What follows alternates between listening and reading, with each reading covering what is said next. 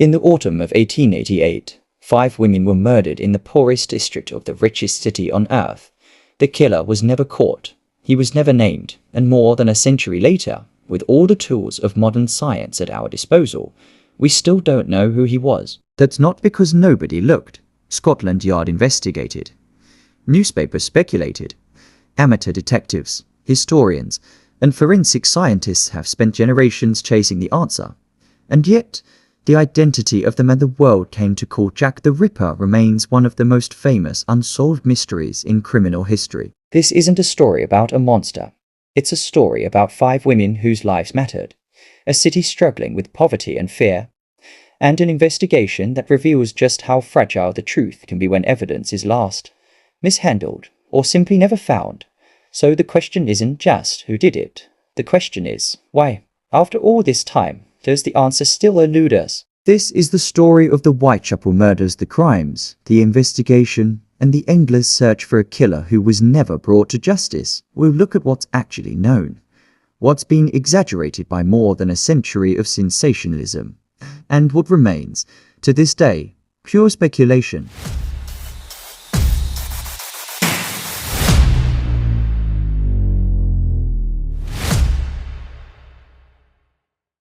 To understand why these murders happened where they did, you have to understand Whitechapel in 1888. London was the largest city in the world, the capital of a global empire. But wealth in Victorian Britain didn't flow evenly. The East End, and Whitechapel in particular, was one of the poorest and most overcrowded parts of the city. Waves of migration, including large numbers of Irish and Eastern European Jewish immigrants fleeing poverty and persecution, had swelled the district's population far beyond what its housing could support. Families crowded into single rooms in decaying tenements. Many residents had no stable home at all, relying on common lodging houses that rented out beds by the night. Sanitation was poor, disease spread easily, unemployment was high, and for many women, the options for earning a living were brutally limited. Crime was a constant presence, and the Metropolitan Police were stretched thin, patrolling a maze of narrow streets and alleys with a fraction of the resources they'd need to keep pace. Whitechapel wasn't lawless, but it was a place where violence, poverty, and desperation lived side by side, a place where 5 women could disappear from public life with tragic ease, and where a killer could move through the shadows largely unseen. This is the world the murders happened in. Not a Gothic stage set, but a real place, with real people trying to survive. History remembers them collectively as the canonical 5. The 5 murders most researchers agree were likely committed by the same person, out of a larger number of Whitechapel murders investigated at the time. But before they were victims, they were people. Mary Ann Nichols, known as Polly, was in her mid-40s. She'd been married for years and had 5 children before her marriage broke down. And by 1888, she was living in and out of workhouses and lodging houses, trying to scrape together rent money however she could. She was found in the early morning hours of August 31st on Bucks Row. Her death was the first of the murders widely attributed to the same killer. Annie Chapman was in her late 40s, also separated from her husband, and had lost 2 of her children, one to illness, which reportedly weighed heavily on her in her final years. She struggled with poor health, and like Nichols, moved between lodging houses. She was killed on September 8th, in the backyard of a building on Hanbury Street. Elizabeth Stride, originally from Sweden, had come to London years earlier. She'd been married, but by 1888 was living independently, working occasional jobs, and like the others, relying on lodging houses. She was found on September 30th in Duffield's Yard, one of 2 murders that same night, which came to be known as the double event. Catherine Eddowes was the second victim killed that same night, found in Mitre Square less than an hour after Stride. She had a partner and children, and had been released from police custody just hours before her death after being arrested for public intoxication. The timing of her release would become a significant point of discussion in the investigation. Mary Jane Kelly was the youngest of the 5, in her mid-20s, and the only one killed indoors, in her rented room on Dorset Street. Her murder, on November 9th, is generally considered the last of the canonical 5, and reportedly the most extensively investigated. in part because the crime scene, a private room, preserved more evidence than the outdoor locations of the earlier murders. It is important to say clearly, historians and ripperologists, researchers who specialize in this case, continue to debate whether all 5 of these murders were truly committed by the same person, or whether some may have been the work of others entirely, misattributed by a press and public eager to connect every Whitechapel murder to a single terrifying figure. We'll return to that uncertainty later. For now, what matters most is this. These were 5 women, each with a name, a history, and people who mourned them. The mystery of who killed them should never overshadow the fact that they lived. Solving a murder in 1888 bore almost no resemblance to solving one today. There was no DNA analysis. No national fingerprint database. Fingerprinting as an investigative tool wouldn't become standard practice in Britain for more than a decade. There was no forensic photography as we recognize it. No trace evidence analysis. None of the tools that modern investigators take for granted. What detectives had was witness testimony, physical observation of crime scenes, and old-fashioned legwork, and in Whitechapel, all 3 were compromised. Witnesses often came forward with accounts that conflicted with one another, shaped by darkness, distance, fear, and the simple unreliability of human memory. Crime scenes in a district with heavy foot traffic and outdoor locations were difficult to preserve, and investigators lacked the protocols we'd consider basic today for securing evidence. The Metropolitan Police, along with the City of London Police, because Eddowes' murder fell within a separate jurisdiction, worked the case under enormous public pressure. Newspapers covered the murders obsessively, and that coverage cut both ways. It kept the public informed and, in theory, vigilant, but it also fueled panic, encouraged false leads, and turned the investigation into a public spectacle. Officers were flooded with tips, false confessions, and armchair theories, many of which had to be run down regardless of how implausible they seemed, consuming time and resources. Add to this the sheer density and anonymity of a neighborhood like Whitechapel, transient populations, unregistered lodgers, people who could vanish into the city without a trace, and you start to understand why the case was so difficult to crack, even with dedicated, competent investigators working it. The name Jack the Ripper didn't come from the police, it came from a letter. In late September 1888, a letter was sent to a London news agency, signed Jack the Ripper. It was published, and the name stuck instantly and permanently woven into the case. But here's what needs to be said clearly. The authenticity of that letter, and of others that followed, is disputed. Many historians believe it was likely written by a journalist looking to sensationalize the story, rather than by the actual killer. Hundreds of letters claiming to be from the murderer poured into police and press in the weeks that followed. The overwhelming majority almost certainly hoaxes. One piece of correspondence, known as the Dear Boss letter, and another gruesome package sent with a note referred to as From Hell, are the 2 most frequently discussed. But even among researchers who've spent careers on this case, there's no consensus on whether any of these letters were genuinely written by the killer, or whether all of them were fabrications by people exploiting the public's terror for attention. This distinction matters enormously, because the name Jack the Ripper and much of the mythology built around it originates not from confirmed evidence, but from a letter whose authorship we still can't verify.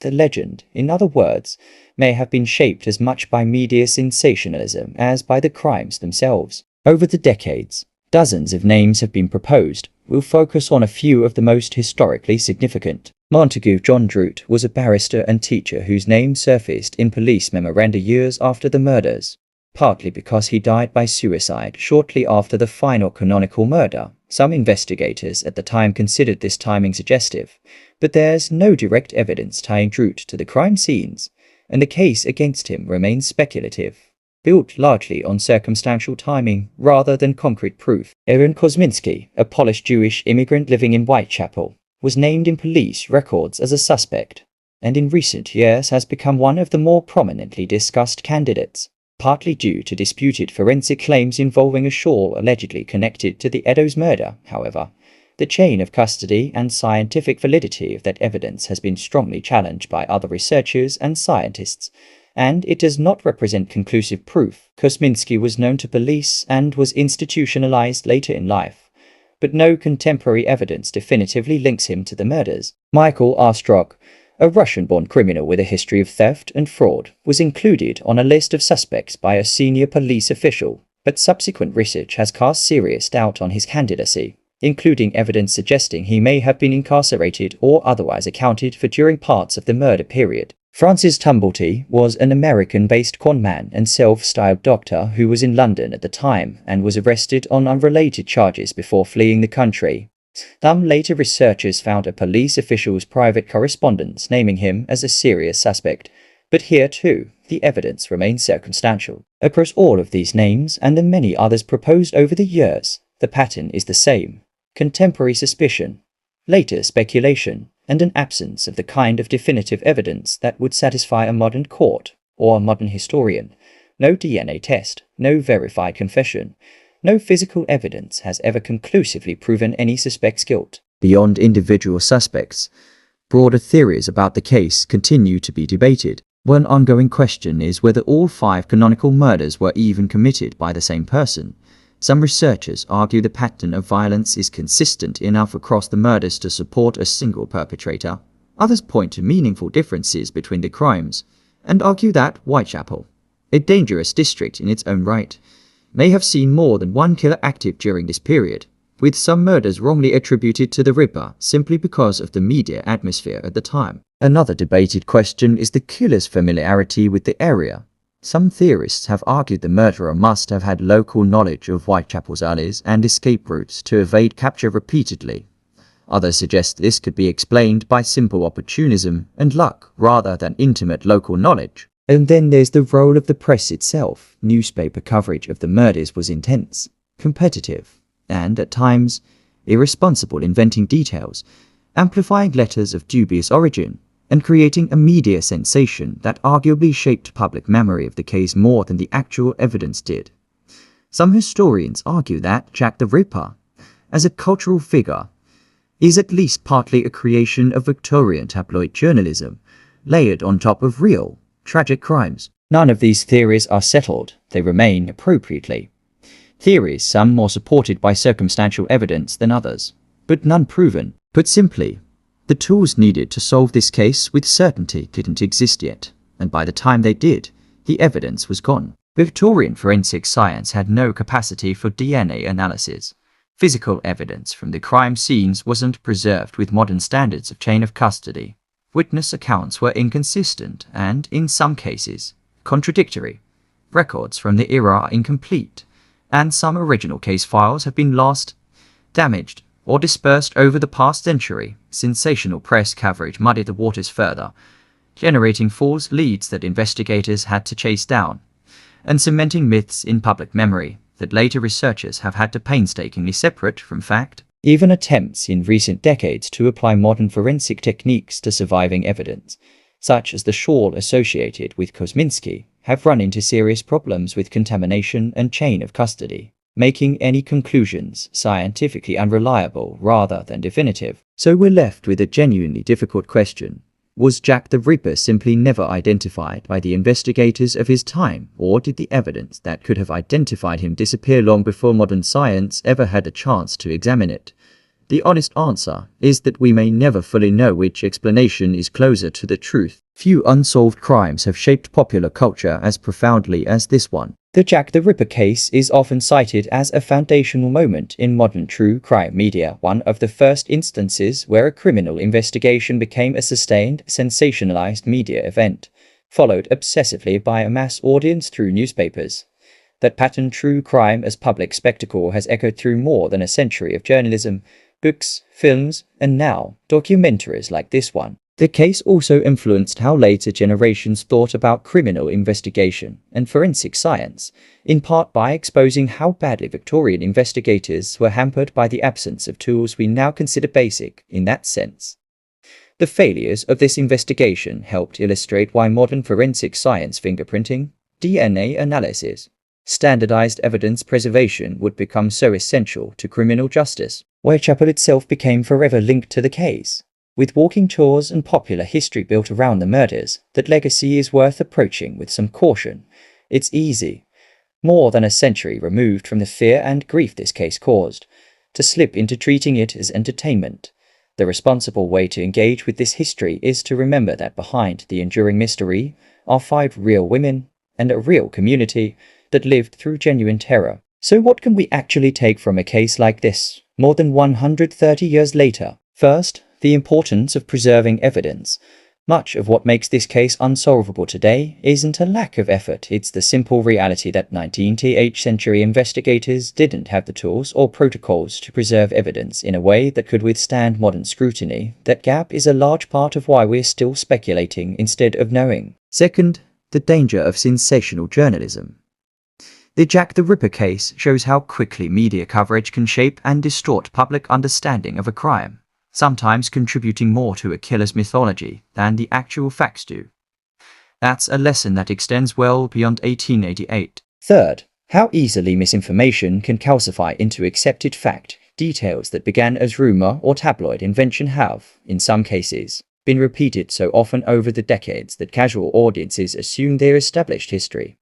Separating fact from folklore takes real, deliberate effort. Fourth, and maybe most importantly, victims shouldn't be reduced to footnotes in their own deaths. Mary and Nichols, Annie Chapman, Elizabeth Stride, Catherine Eddowes, and Mary Jane Kelly were not simply the raw material for a mystery story. They were women who lived, struggled, and deserved better than what happened to them, and better than being remembered only as the canonical 5. Finally, this case is a reminder to approach and resolve mysteries with skepticism rather than sensationalism, to hold the difference between fact, strongly supported theory, disputed claim, and pure speculation firmly in mind, especially when a story is this old, this famous, and this heavily mythologized. More than 130 years after the last of the canonical murders, we still don't have a name we can say with certainty. We have suspects, theories, disputed evidence, and generations of speculation, but no verified answer. Maybe that's the most unsettling part of this story. Not the murders themselves, tragic as they were, but the silence that followed, a silence that has lasted longer than the lives of anyone involved. History remembers Jack the Ripper as a legend, but legends are built on real events, and behind this one are 5 women who deserve to be remembered as more than a mystery. If you found this history compelling, consider liking this video and subscribing for more.